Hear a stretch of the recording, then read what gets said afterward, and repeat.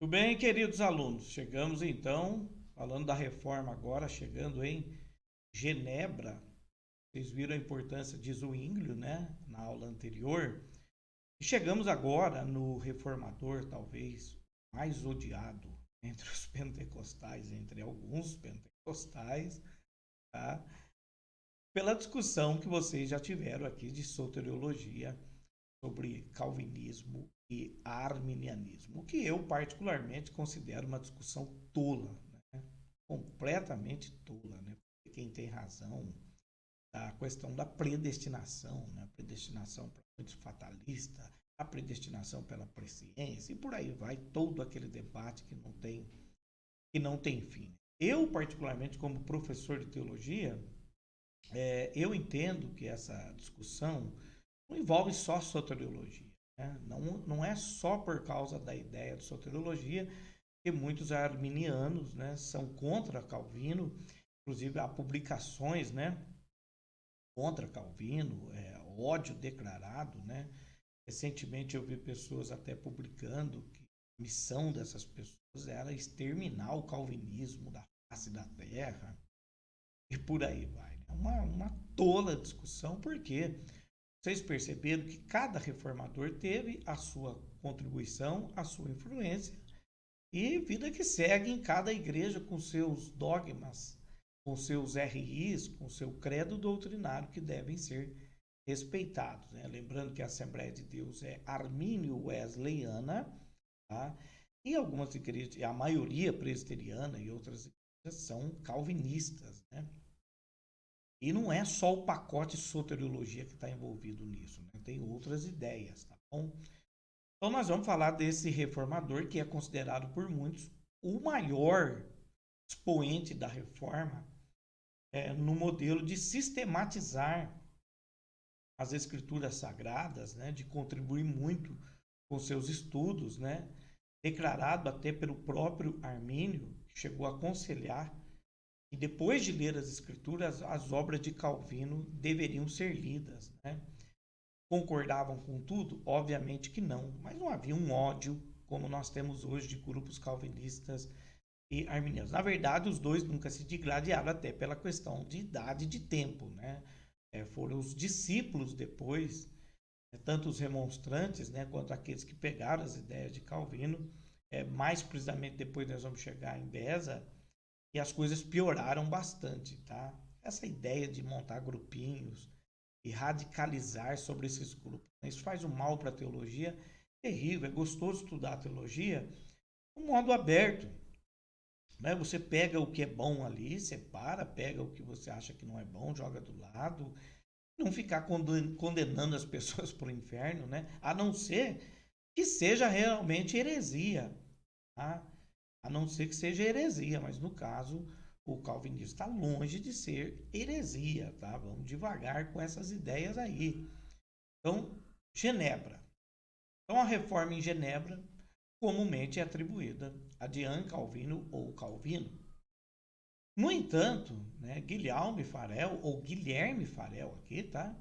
Foi o iniciador do movimento reformista que conquistou a liberdade religiosa em 27 de agosto de 1535, após uma guerra onde combatera contra o bispo. As mudanças com a independência de Roma vieram rapidamente. No entanto, Guilherme não estava preparado para estabelecer um sistema doutrinário e os demais detalhes do protestantismo, e é aí que surge Calvino. Né? Nascido em 10 de julho de 1509, em Noyon, França, perdeu sua mãe quando tinha apenas 3 anos de idade. Aos 14, iniciou seus estudos na Universidade de Paris, onde aprendeu latim e se formou em filosofia.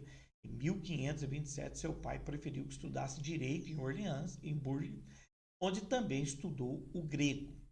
Sua conversão se deu por volta do ano de 1533, começando a estudar as obras de Lutero, que influenciaram seu espírito reformista, apesar de posteriormente desenvolver ideias diferentes. Em 1535, mudou-se para Basileia, onde escreveu sua mais importante obra, Instituição da Religião Cristã, né? As Institutas, né? Que todo teólogo vai ter. Em 1536, visitou Genebra, onde conheceu Guilherme Farel, que lhe fez o convite para permanecer em Genebra. Calvino relutou, mas acabou cedendo, iniciando a estruturação teológica e moral da reforma. Devido a problemas com os nobres que não aceitaram algumas ideias de Calvino e o povo que ainda não estava pronto para receber as mudanças que a reforma trouxe, esses, juntamente com Farel, foram expulsos de Genebra. Calvino foi para Estrasburgo, onde residiu por 3 anos e pastoreou uma igreja de franceses refugiados. Quando retornou para Genebra, conseguiu estabelecer seus ensinos, se tornou um dos maiores nomes da reforma protestante. Okay? Então a contribuição de Calvino ela é muito grande, né? Na sistematização mesmo de doutrinas. Tá? Hoje você pega em teologia sistemática, muita coisa organizada, muita coisa de Calvino, muito comentário de Calvino. Tá? Então você viu aí que tanto ele quanto Lutero não concordaram em tudo, mas não precisava se odiar, ok? O reino escandinavo. No período da reforma, o reino escandinavo, que era formado pela Dinamarca, Suécia e Noruega, sobre o reinado de Cristiano II, que era simpatizante das ideias de Lutero, em 1527 rompeu suas relações religiosas com Roma. Então, a reforma luterana exerceu uma grande influência sobre a literatura sueca em todos os seus aspectos desde 1527, ano em que se deu o rompimento com Roma. O fato mais relevante das letras desse período foi a tradução da Bíblia em 1541. Na Dinamarca, a reforma foi bem recebida e vários humanistas a apoiaram. Dentre eles está Christian Pedersen, que traduziu o Novo Testamento e colaborou para a tradução do Velho Testamento. O protestantismo foi oficializado na Dinamarca em 1536, através do apoio do rei Cristiano II e Frederico I, consolidada mais tarde por Cristiano III. Na Suécia, o rei Augusto Vasa I, após expulsar os dinamarqueses do domínio sueco, implantou o luteranismo em 1539. Na Noruega, o protestantismo foi aceito em 1540. Áustria e Hungria. Então, no período da reforma, os dois países estavam sob o domínio otomano, os turcos, que viveu seu clímax em 1520 a 1566, sob o comando de Suleiman I. O catolicismo permanecia de maneira muito forte em ambos. No entanto, na Áustria, o luteranismo se alastrou rapidamente pelo interior do país. A Hungria foi tomada pelos turcos em 1526, após a Batalha de Mohacs, causando um grande problema socioeconômico e também a extinção dos centros culturais. A literatura de Erasmo de Roterdã era muito difundida, preparando o país para a reforma através dos eramistas Benedek, Komajat e Gábor Pest e János Silvestre.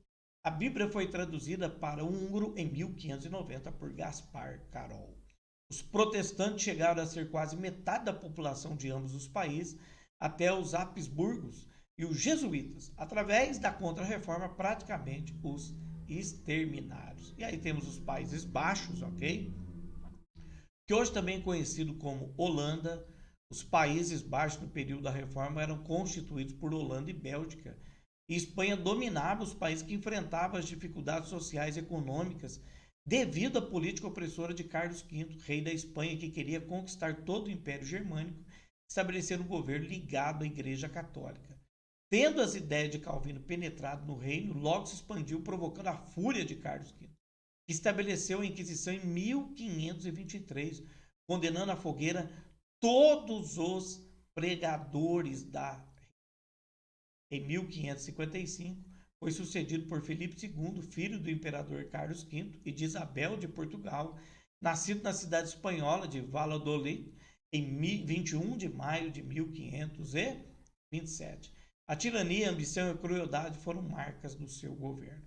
Em condições difíceis e tendo como alvo a liberdade política e religiosa, surge um líder da causa protestante chamado de Guilherme I, também chamado de Guilherme Taciturno, nascido em 24 de abril de 1533 em Dillenburg, Nassau, atual Alemanha, onde se converteu devido à sua infância ter sido a meio a luteranos. Tendo recebido uma grande herança de um primo, foi adotado por Carlos V, que o levou para ser educado como um católico, o que nunca conseguiu.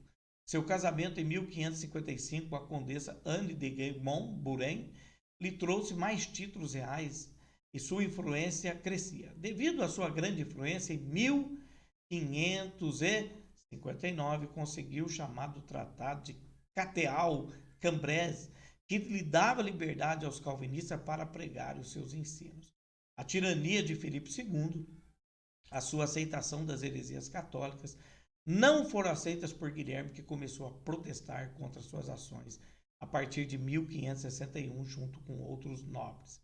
Devido aos seus protestos, em 1567, Guilherme então teve seus bens confiscados e foi expulso do país. Neste período, o calvinismo já havia se fortalecido nos Países Baixos, fazendo com que o rei instaurasse o Conselho dos Distúrbios em 1567. Também chamado de Conselho de Sangue, já que este decapitou os condes de Orne e de Egmont e trouxe grande perseguição aos crentes da fé reformada. Sob a ordem de Filipe II, Duque de Alba, invadiu os Países Baixos com a armada espanhola, provocando um verdadeiro massacre de protestantes. Guilherme, então, indignado, declara guerra aos espanhóis e ao rei para buscar a conquista da independência dos Países Baixos do domínio espanhol, obtendo êxito em quase todo o país, exceto na região sul, atual Bélgica, que permaneceu católica. Em 1572 foi proclamado Estado Oder, governado pelos estados da Holanda, e até 1576 liderou a resistência contra a Espanha. Conquistou a liberdade política e religiosa, estabelecendo o protestantismo na Holanda. Guilherme morreu em Delft, Holanda, no dia 10 de junho de 1584, assassinado por um católico. 64 anos depois da sua morte, a independência da Holanda foi reconhecida. Vocês estão vendo aí muito sangue sendo derramado, mesmo depois de todo o trabalho de Lutero, ainda teve muito sangue, muita gente se levantando. Você está acompanhando aí os efeitos da reforma em todos os países. Nós estamos agora nos chamados Países Baixos. Na próxima aula, nós vamos chegar na Escócia e vamos falar dele, John Knox, ok? Aguardo vocês até a próxima aula.